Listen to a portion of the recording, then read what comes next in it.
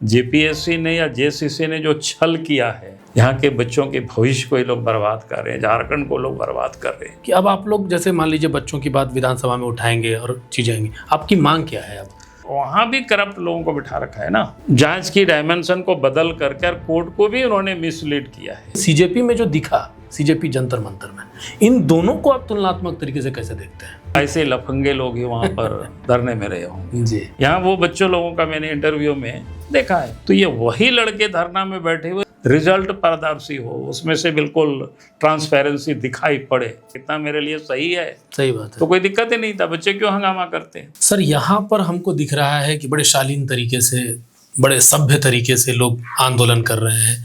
हमने बोला भाई गाली वाली नहीं दे रहा है यार, वहाँ पर तो बहुत गाली दे रहे थे लोग। तो फिर बोला कि नहीं हम लोग तो भाई किसी भी कंडीशन में, चाहे प्रधानमंत्री हो चाहे यहाँ के मुख्यमंत्री हो, गाली गलौज नहीं करेंगे। लेकिन सीजेपी में जो दिखा, सीजेपी जंतर मंतर में, इन दोनों को आप तुलनात्मक तरीके से कैसे देखते हैं? नहीं, उसमें देखना क्या है, आप तो सब कुछ ओपन डोमेन में है जी। कि वहाँ जो लोग धरना में बैठे हुए थे या जो उस दिन आंदोलन में जो लोग थे, जो लोग पार्लियामेंट की तरफ लोग कूच कर रहे थे, 2500 से शायद कहीं अधिक अपराधी लोग थे। जी।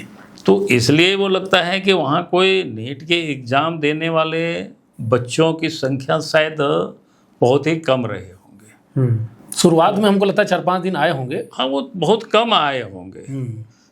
अगर जितनी वहाँ उपस्थिति रही होगी, जिस ढंग से जो आ रहा है विषय, तो लगता है कि 80% तो दूसरे ऐसे लफंगे लोग ही वहाँ पर धरने में रहे होंगे। जी। और जिन लोगों ने जो अराजकता की स्थिति पैदा करने की कोशिश की, यहाँ अगर आप देखेंगे तो वास्तव में अगर उन लोगों से आप बात करेंगे, उन लड़कों से, तो ये वही लड़के धरना में बैठे हुए जिनको जीपीएससी में बैठा हो, जेसीसी में बैठा हो, जिनके साथ जेपीएससी ने या जेसीसी ने जो छल किया है, जिनके हक को गलत तरीका से मारा गया है जी, तो वही लोग आक्रोशित है। बल्कि बच्चे, हम तो इंटरव्यू सुनते हैं उन लोगों का, उसमें से कई बच्चों ने कहा कि भाई अगर एमआरशीट जारी कर देता और रिजल्ट समय पर जारी कर देता, भले ही 100 ही पोस्ट था, भले हम लाखों बच्चे बैठे थे, लेकिन हमें कोई तकलीफ नहीं होता। बिल्कुल। यहाँ वो बच्चों लोगों का मैंने इंटरव्यू में देखा है। तो आप समझ सकते हैं, उनको भी पता है कि भाई जॉब कितना है, लिमिट है। बिल्कुल। और छात्रों की संख्या, नौजवानों की संख्या, कंपटीशन में बैठने वालों की संख्या बड़ी भारी संख्या में है। तो उनको भी पता है होना होगा तो सिलेक्शन इतना ही होगा। तो उसी को चाहता है कि भाई बिल्कुल पारदर्शी हो एग्जाम, रिजल्ट पारदर्शी हो, उसमें से बिल्कुल ट्रांसपेरेंसी दिखाई पड़े कि भाई हमने एग्ज़ाम दिया है। तो इसलिए मैं तो कहता हूँ कि भाई इसमें कोई बहुत रॉकेट साइंस था भी नहीं। एग्ज़ाम लेते, 4 बजे एग्ज़ाम समाप्त होता और 5 बजे एमआरशीट का जो क्या कहते हैं मार्कशीट, उसका रिजल्ट जारी कर देता। सब तो कंप्यूटराइज है, सब कंप्यूटराइज है। तो बच्चे अपना देख लेता कि भैया हमने कितना टिक लगाया, कितना मेरे लिए सही है। सही बात है। तो कोई दिक्कत ही नहीं था। बच्चे क्यों हंगामा करते हैं? इतना सिंपल बात अगर उस बोर्ड के अध्यक्ष को, मेंबर को, पदाधिकारियों को अगर समझ में नहीं आता है तो मैं नहीं समझता हूँ कि उनको समझ में नहीं आता है। ये तो हमने कहा कि जानबूझ करके लोग नौकरी को बेच रहे हैं, यहाँ के बच्चों के भविष्य को ये लोग बर्बाद कर रहे हैं, झारखंड को लोग बर्बाद कर रहे हैं। आखिरकार वहाँ के और यहाँ की तुलना नहीं की जा सकती। तुलना नहीं। सर अंततः आपसे एक सवाल और करेंगे कि अब आप लोग जैसे मान लीजिए बच्चों की बात विधानसभा में उठाएंगे और चीजें आएंगी, आपकी मांग क्या है? अब नहीं, हमारी मांग तो बिल्कुल साफ है। हमने तो शुरू से ही कहा है कि भाई एक तो जेसीसी या जीपीएससी में जो विवादों में जो एग्ज़ाम है उसको रद्द करे सरकार, पहली बात।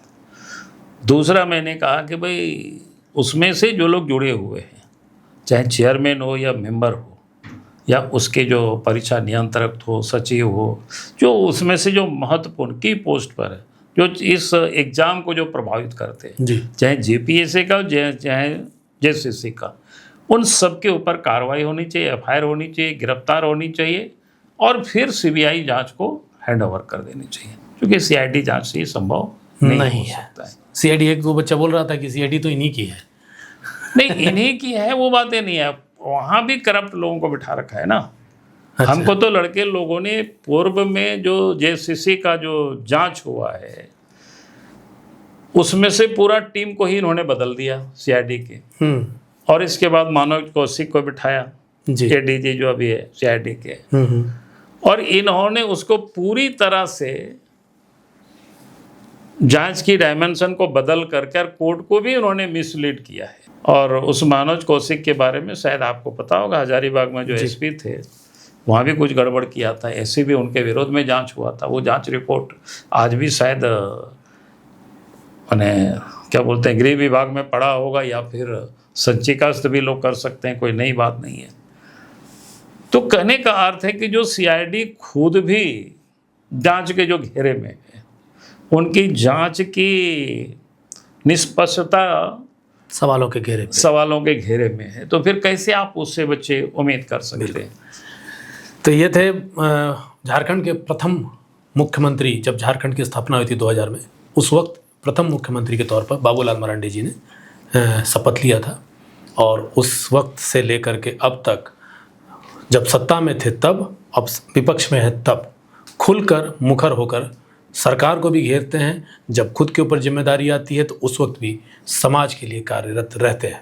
अभी बच्चों के साथ हैं, आगे देखते हैं इनकी जो कोशिशें हैं वो कितना हद तक सफल होता है, बच्चों को कब तक न्याय मिल पाता है। नमस्कार, मैं रितेश कश्यप।